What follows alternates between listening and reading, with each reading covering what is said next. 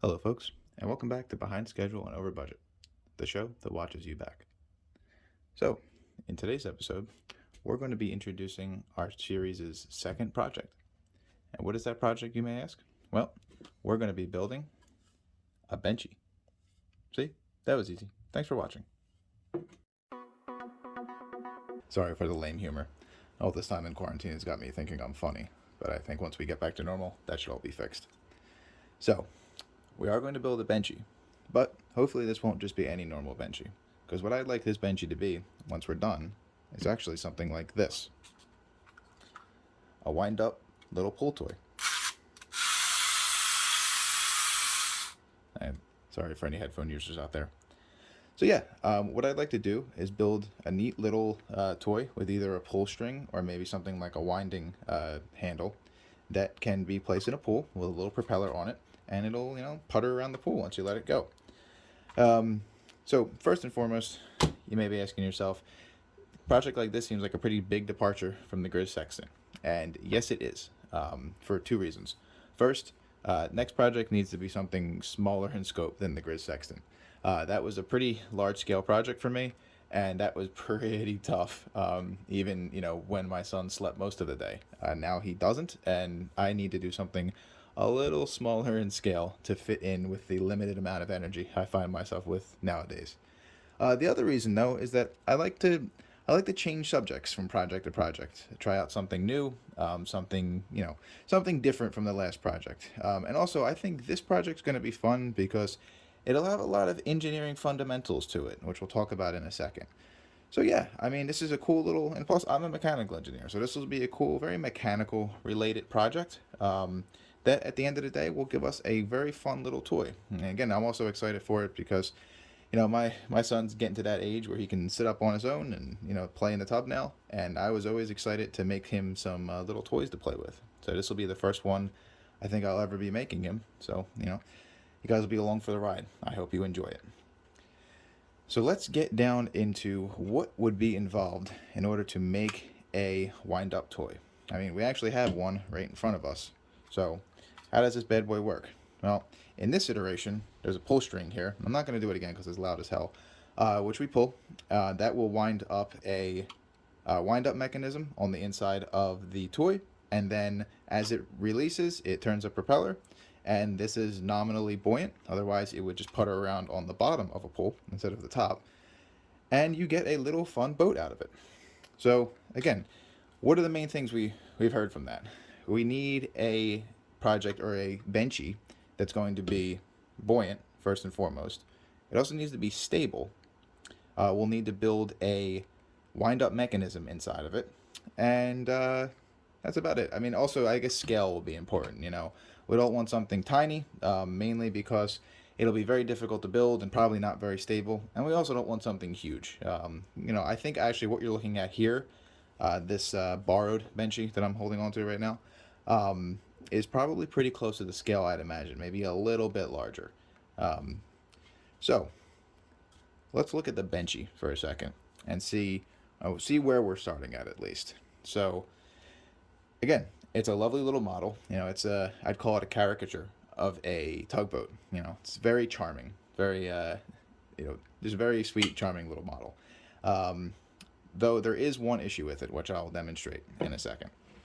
Let's bring some water out, which hopefully I won't spill because there's a awkwardly wired up power supply right off the camera to the left that's powering my assistant over here. So, what's the issue, the first issue with the Benchy? Well, let's demonstrate. I'm going to place it in the water. And, alright, first thing you may notice is that it's nose heavy, so it tends to pitch forward. The other thing you may notice is I haven't let go of it yet because it's not stable. It's very top heavy. So it has a tendency to roll. It is buoyant in its current configuration, or at least its current build, but it's not stable. And again, the biggest issue, or the biggest reason it's not stable, is because it's very top heavy. This large bulbous nose on the front and this big structure up top here really raise the weight up quite a bit, or at least the center of gravity up quite a bit, making it unstable. So in the next episode, we'll talk more in detail about what we'll have to do in order to fix the Benchy and you know, make it actually seaworthy. Because if we compare the Benchy I have here to, let's call this an alternate model of the Benchy made by, I got the creator right here. Give me 1 second. Vandragon_DE on Thingiverse. So this is another model of the Benchy. You know, very enamored with this person's work. You know, they're more detailed. They're a little more better proportioned than the Benchy is. At least, you know, they're more proportionate. I won't call it better, just differently proportioned. But one thing you'll find about this boat is that it's stable. Again, I am no nautical expert, but I do love nautical stuff. You know, that's another reason I actually want to do this project, because, you know, I'm in no position to build myself a real boat, so a toy boat's going to have to suffice. But again, if we look at this little Benchy here, we see a few things. One, it's a little more squat vertically than the real Benchy or the original Benchy. Its upper structure's smaller. Its hull is more sensible. You know, it has a more horizontal line to it. It's wider. It's more buoyant down here, which just makes it more stable. One thing I actually toyed around with a smaller Benchy I had printed was doing two things. One, bringing the line, I guess the, you know, buoyant section of the Benchy a little bit higher up, because it does have a very deep draft when it sits in the water. You know, it sinks quite a bit. It needs to displace quite a bit of water. You know, at least relative to where its structure begins at, or its hull ends up here. So it sits very low in the water, and any bit of roll can cause it to take on water and sink. So I at least tried putting some tape on here to bring up the walls of the Benchy, and also tried putting a little bit of ballast on the bottom of it to shift its center of gravity at least backward a little bit and lower in order to make it more stable. And let's compare that. See, now that works pretty well. You know, its pitch has been fixed quite a bit, and it is now stable. It's because its center of gravity has been brought lower. So we know, first and foremost, if we're going to do this project, we'll have to take the existing model of the Benchy and do a little bit of naval architecture. You know, I'm kind of blowing that out of proportion a little bit, but I mean, it's the correct term technically. And we'll do a little bit of light naval architecture on it in order to make it more seaworthy. And then the next bit, you know, for as far as mechanical engineering is concerned, is we'll have to build a wind-up mechanism into it, which is going to be really neat. You know, looking at a wind-up mechanism, first and foremost, it'll have to be built inside of the hull. At least it'll have to fit inside of the Benchy. Again, if you look at the Benchy here, it's actually solid right below the deck, so we'll be probably making a hollow version of the Benchy, which will definitely help with buoyancy. You know, it won't have as deep of a draft as it does now. But yes, we'll have to build an entire wind-up mechanism into this. And as a mechanical engineer, you know, that's the stuff that that's the stuff that I live for. That's springs, gears, gearing ratios, and you know, another interesting bit is sealing. You know, we don't want the ship to take on water. We don't want that mechanism to get gummed up or grimy. So we'll probably have to seal the boat in order to keep water out of the mechanism. We'll also have to seal any I/O of the boat, anything that comes in or out. So when we talk about getting energy into the boat, if we have a crank handle at the top, we'll have to seal where that handle passes down into the boat, and we'll also have to seal the propeller that's coming out of the boat. So let's talk wind-up mechanisms for a second. Another good example I have here, it's a very classic example, is this little, what's this called? Cranky. Oh, can you see that? Yep. Cranky. Made by Pat Pending. So whoever this Pat guy is, you know, he makes a really neat little wind-up robot. But again, this is a great little example of a very straightforward wind-up mechanism. So I have a nice big handle here, and I'm fond of this way of getting energy into the system as opposed to the pull handle. I think this will be a little more straightforward, and it really give the wind-up Benchy that classic wind-up toy vibe. But if I crank this up just a couple turns, you can see that when I release it, it spins the weight on top of it, and you know, let's not cheat you out of a show here. 1 second. Spins the weight, and we get a little dance out of it. These things are great if you're a child at heart. So let's go through this wind-up mechanism real quick and see what really goes into it. So again, first and foremost, we have our input handle. So this is how we put energy into the system. Where does that energy get stored? Inside of I'm going to call this a spiral or coil spring, or okay, a coil spring is actually usually a normal spring. Let's just call this a spiral spring, or a clock spring. These are also commonly, or used to be commonly found in clocks. So that energy is stored up in a clock spring. It is then released through a gear train out to the weight at the top. So what is our gear train doing here? Well, this is essentially gearing. I'm gonna call it up, up or down. I might have these backwards, but it's gearing up so that the rotation of the handle at the input is actually increased. We're gonna get more revolutions for how many we put in. So we lose torque, but we get speed essentially. So if I turn this, it's 1/2 one time, you'll see that that weight at the top is going to turn, a couple dozen times before the handle completes one rotation. And that is essentially what we want. We want a lot of rotation on the propeller. We want high velocity on there in order to get thrust out of it. We don't want to lose so much torque that the propeller can't turn, but I am not super worried about that.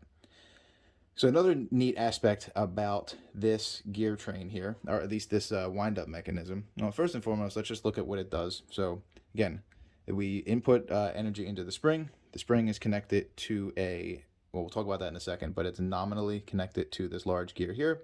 Goes to a smaller gear, which is directly connected to another larger gear, smaller gear again. That goes to essentially, not exactly a bevel gear, but it's really a sheet metal formed bevel gear, which is really neat, at least a right angle gear. So instead of actually making a real life miter or bevel gear, what they've done here is they've just, if I can get that a little bit closer, they just stamp a flat gear and then bend the teeth down into a right angle so that it'll mesh with that little pinion gear at the end. I might butcher a term or two here. Sorry about that. I'm not great with semantics.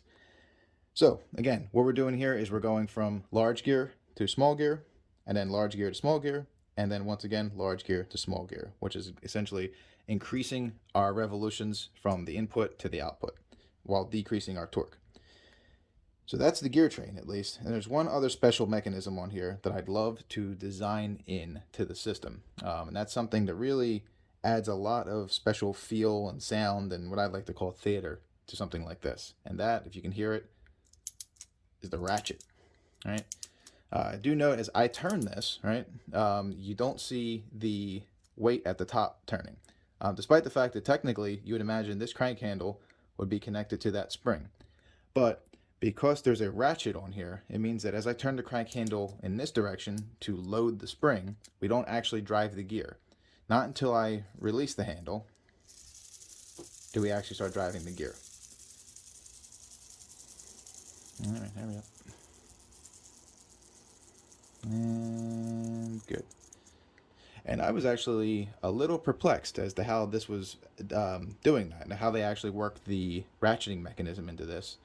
Because this is, it's all flat punch sheet metal and, slightly formed sheet metal. And it's hard to really tell where that ratcheting is going on at. But if you look real close in here, let me try to get it up close.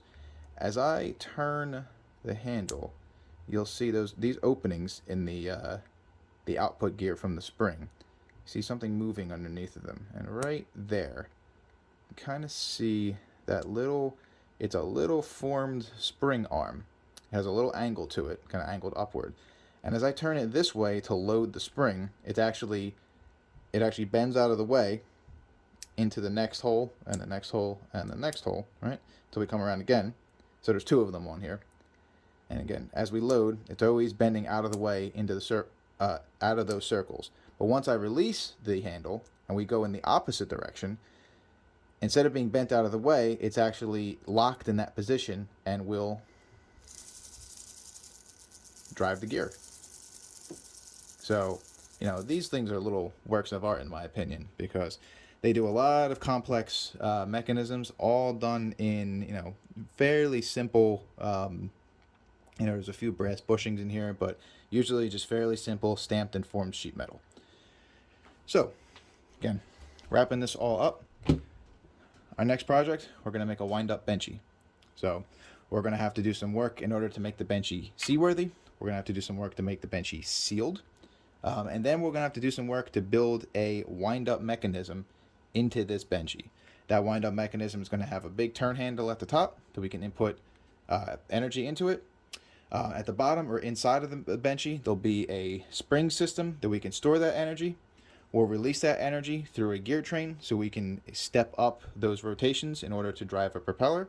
And then again, we'll release that out to a propeller that will hopefully putter our Benchy around a tub or a pool or, you know, wherever your little ones are playing.